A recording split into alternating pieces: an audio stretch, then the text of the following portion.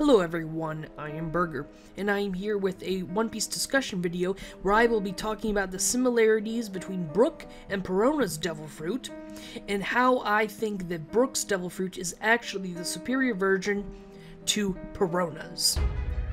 Now, everything I'm about to say is an opinion, and opinions are subject to change, so if you disagree with me on something, please let me know. I would love to hear it. And I'm going to be showing pictures of some adorable animal. Not sure which one. In any case, I will be showing pictures of adorable animals. Not sure which one, though. I'll figure that out later. Now, without further ado, let me begin.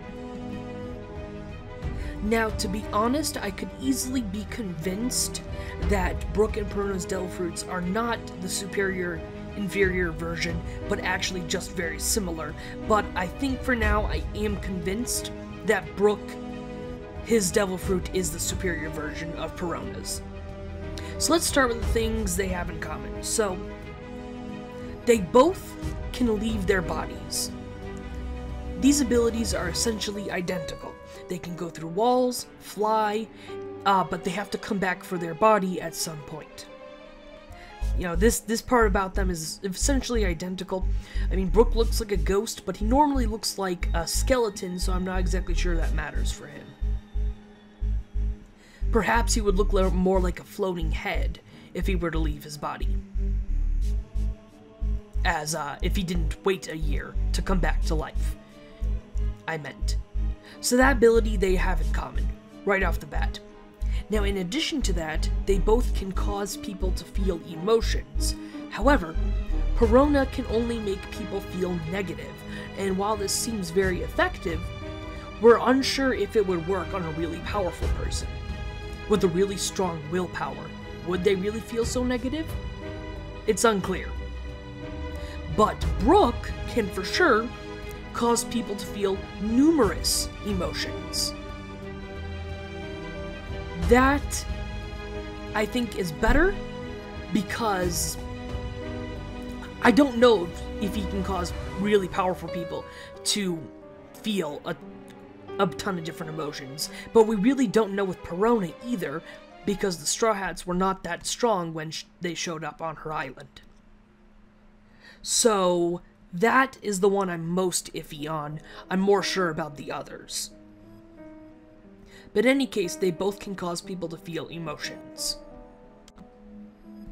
Now, a big difference between them is Perona can create the explosions with the ghosts, and that is not something that Brook can do.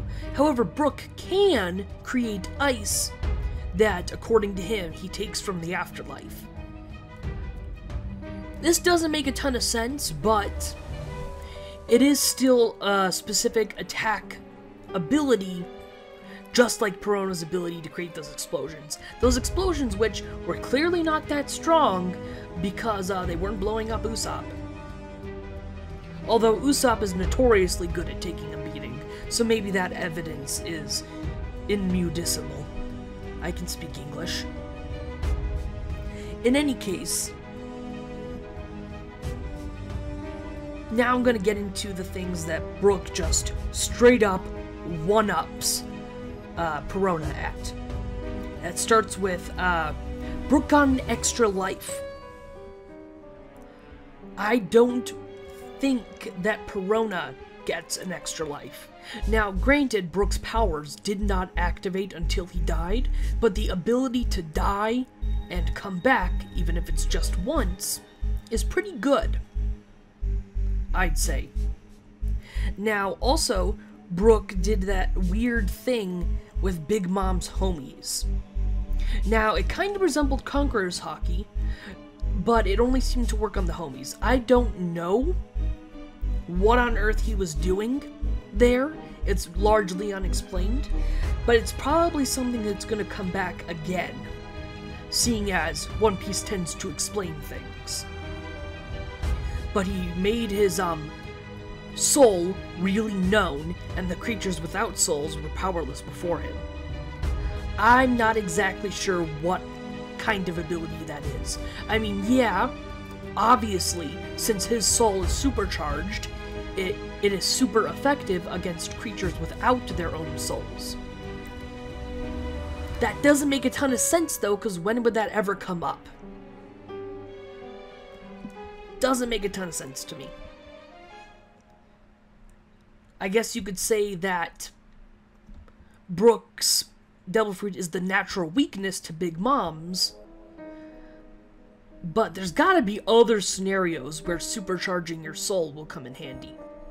Right? That always just weirded me out. I didn't understand what the point of that was.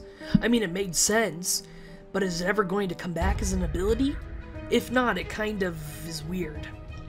In any case, the last thing that Brook one-ups Perona at is that he is a skeleton. Now let me explain. It's unclear what would have happened to Brook if he had come back to life right away. For all we know, he was meant to not come back to life for a year. It's really unclear to me. And to everyone, I think. But because Brook is a skeleton, he managed to survive 50 years on that ship. Did he go fishing? Did he eat nothing but fish for 50 years? Or did he not have to eat? I'm pretty sure he didn't have to eat. And additionally, because he's a skeleton, he can take off his head, like some Jack Skellington, to recite some Shakespeare. But, being a skeleton looks like it's pretty useful because of those two things, in addition to the fact that Brook was on that ship for 50 years, and he doesn't seem to be acting like an old man. He seems to still be in his prime, which is weird considering someone as strong as Whitebeard started to slow down in his old age. Someone as strong as Dark King Rayleigh started to slow down in his old age. Even though we were told that old age, the maximum age for humans in One Piece is 140 years. That Rayleigh can't be that old, but he's still slowing down. So why isn't Brook slowing down? Why does he still appear to be in his prime? Well, the obvious answer is that he's a skeleton. And maybe Brook can't die. Well, he can be murdered, but he won't die of old age. I wonder about that.